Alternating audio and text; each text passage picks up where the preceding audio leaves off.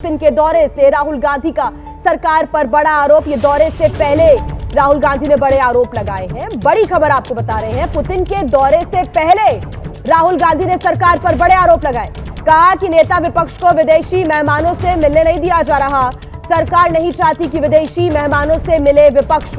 राहुल गांधी ने ये आरोप लगाए हैं। आपको बता दें कि रूसी राष्ट्रपति व्लादिमीर पुतिन 4 और 5 दिसंबर को 2 दिवसीय राजकीय यात्रा पर नई दिल्ली पहुंचने वाले हैं। आज दोपहर को सूत्रों के अनुसार इस दौरान कई बड़े मुद्दों पर बातचीत होगी, लेकिन राहुल गांधी ने इस बीच उनके दौरे से पहले ये बड़े आरोप लगाए हैं कि नेता विपक्ष को विदेशी मेहमानों से नहीं मिलने दिया जा रहा। ये सरकार ही नहीं चाहती कि विदेशी मेहमानों से विपक्ष मिले। राहुल गांधी ने ये बड़े आरोप लगाए हैं।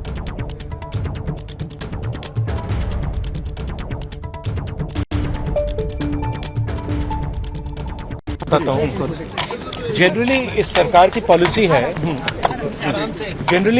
पॉलिसी है, नॉर्मली ट्रेडिशन होता है कि एलओपी के साथ जो भी बाहर से आते हैं उनकी मीटिंग होती है। ये वाजपेयी जी के टाइम होता था, मनमोहन सिंह जी के टाइम होता था, ये ट्रेडिशन रहा है। बट आजकल क्या होता है कि जो फॉरेन डिग्नेटरीज आते हैं या जब मैं कहीं बाहर जाता हूँ तो सरकार उनको सजेस्ट करती है कि एलओपी से नहीं मिलना चाहिए।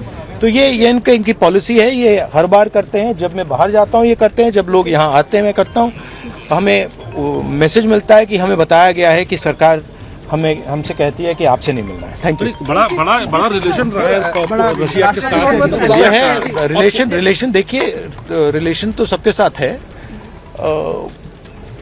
जो एलओपी एक दूसरा पर्सपेक्टिव देता है। हिंदुस्तान को हम भी रिप्रेजेंट करते हैं, हाँ? सिर्फ सरकार नहीं रिप्रेजेंट करती है।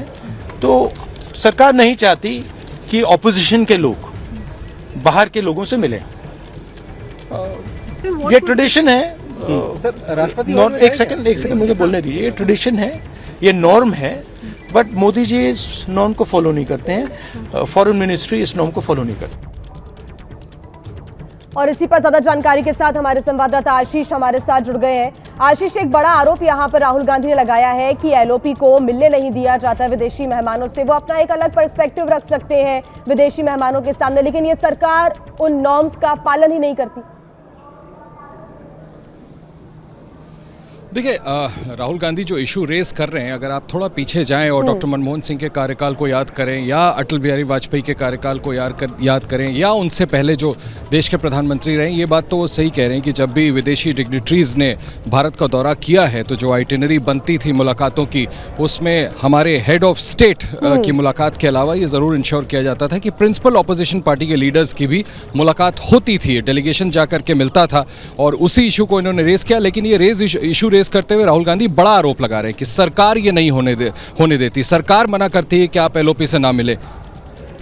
इस तरह से देखिए, ये हमें देखना पड़ेगा कि जिस तरह से ऑपोजिशन और सरकार के बीच में रिश्ते इतने ज़्यादा तल्ख हो गए हैं पिछले कुछ सालों में भारत में, संभव है कि ये उसका नतीजा हो। सरकार की तरफ से ऐसा कहा जाता है कि नहीं कहा जाता, या विदेशी डिग्नेटरी जो आ रहे हैं वो खुद ही ऑपोजिशन लीडर्स से मिलने का जो स्कोप होता है उसको एडजस्ट नहीं कर रहे हैं। ये ज़रूर दोनों तरफ से इस पर सफाई आती है कि नहीं आती, ये देखना बड़ा दिलचस्प होगा। लेकिन हाँ, ये बात बिल्कुल सही है कि पहले ये परंपरा ज़रूर रही है कि कोई भी स्टेट हेड जी अगर आता है या आती है, माफ़ कीजिएगा, तो ऑपोजिशन का डेलीगेशन जाता था। हाल फिलहाल के पास्ट की बात करूँ तो मुझे भी अच्छी तरह याद है कि डॉक्टर मनमोहन सिंह के समय जब इस तरह से होता था तो सुषमा स्वराज जो कि लीडर ऑफ ऑपोजिशन थी वो जाकर के मिलती थी, या उनके साथ डेलीगेशन में अरुण जेटली होते थे। इस तरह की आपको पुरानी तस्वीरें ज़रूर देखने को मिलेगी। दोनों सदनों के ऑपोजिशन लीडर्स या पार्टी के टॉप लीडर्स जाकर के ज़रूर मुलाकात किया करते थे, जो कि परंपरा अब इस सरकार के दौरान हम देख रहे हैं कि नहीं हो रही है। उसी इशू को राहुल गांधी रेस कर रहे हैं और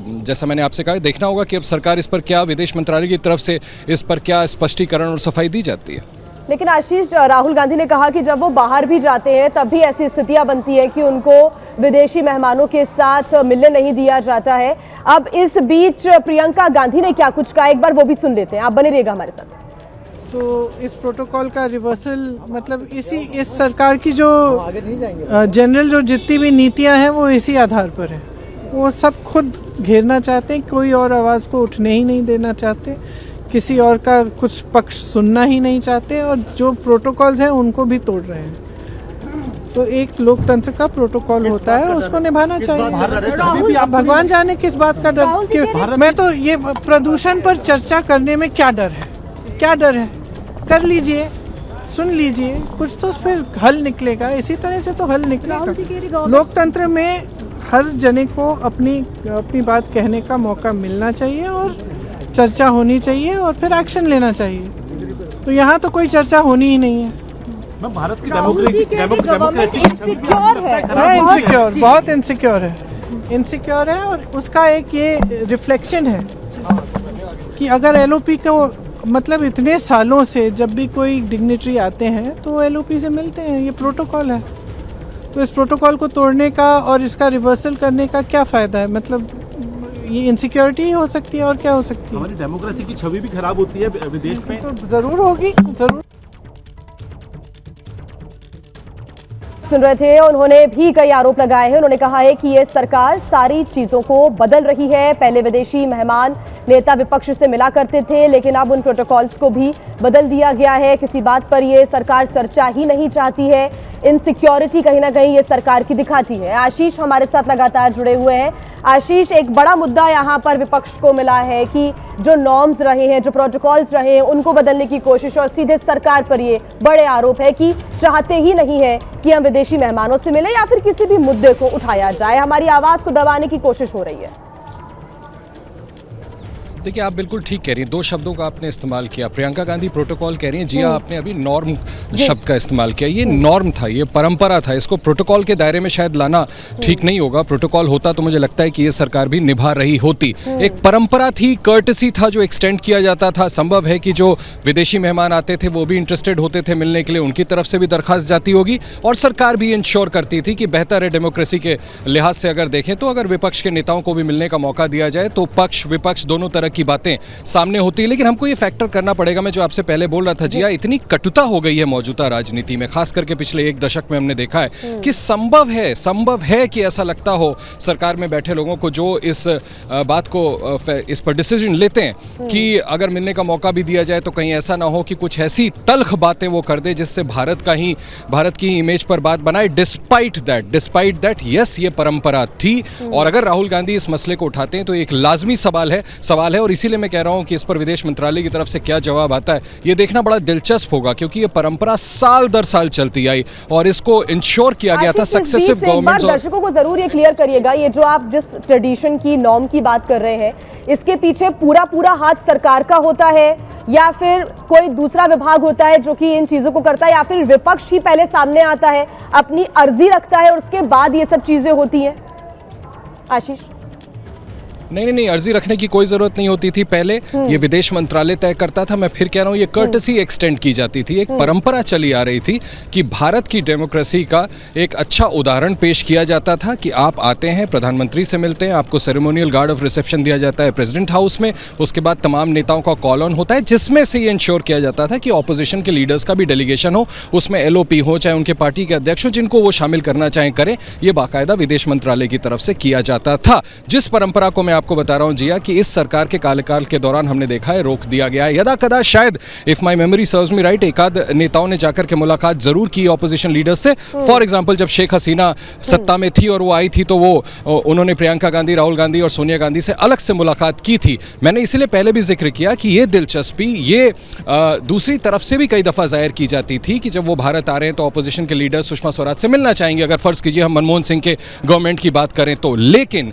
अमूमन ये परंपरा निभाई जाती थी, विदेश मंत्रालय की तरफ से ये इंश्योर किया जाता था कि विपक्ष के नेताओं को भी मिलने का, कॉल ऑन करने का एक टाइम शेड्यूल फिक्स किया जाए, जो हम देख रहे हैं कि पिछले कुछ समय से, कुछ सालों में इस सरकार के दौरान नहीं हुआ है। लिहाजा राहुल गांधी ने सवाल जरूर लाजमी खड़े किए। अब इस पे सरकार की तरफ से क्या प्रतिक्रिया आती है वो देखना होगा। बिल्कुल, आपने कहा ये कोई नियम नहीं है, ये एक नॉर्म है, ट्रेडिशन है जिसका पालन सरकार नहीं करी, यही आरोप राहुल गांधी लगा रहे हैं। आशीष, इस बीच राहुल गांधी ने एक और बात कही कि जब हम विदेश भी जाते हैं तो वहां के जो विदेशी गणमान्य होते हैं उनसे भी नहीं मिलने दिया जाता है, ये भी उन्होंने आरोप लगाया है।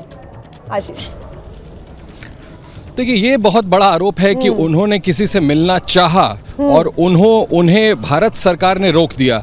दिस इज ये बड़ा आरोप है मुझे लगता है कि फिर वही बात कि इस पे सरकार को ही अपना स्पष्टीकरण देना होगा और राहुल गांधी को इस बयान के बियॉन्ड जाकर के फिर ये बताना चाहिए, सदन चल रहा है अगर उनको संसद में बोलने का मौका मिले कि आखिर ऐसे कौन से विदेशी बड़े टॉप हेड्स ऑफ स्टेट्स थे जिनसे जब उन्होंने दौरा किया मिलना चाहा, उनसे टाइम मांगा और उन्होंने कहा कि आपको हम मिलने का समय इसलिए नहीं दे सकते क्योंकि आपकी सरकार ने इनकार किया है। I am not privy to it, इस पे मैं बहुत ज्यादा जिया बोल नहीं पाऊंगा, लेकिन अगर ऐसा है तो ये भी बहुत बड़ा गंभीर आरोप है। सरकार को भी स्पष्टीकरण देना चाहिए और राहुल गांधी को भी मुझे लगता है साफगोई के साथ इसमें विस्तार से जानकारी देनी चाहिए कि किन किन नेताओं से विदेशी धरती पर उन्होंने मिलने की कोशिश की और उनकी दरखास्त को इनकार किया गया। ठीक, आशीष आप बने रहिएगा हमारे साथ। इस बीच देखिए प्रतिक्रियाएं लगातार अब सामने आने लगी है इस बड़े बयान पर। ऐसे में शशि थरूर ने क्या कुछ कहा, एक बार वो भी सुन लेते हैं। उस विषय पे मुझे पता नहीं, मेरे ख्याल में एक लोकतंत्र में अच्छा होगा कि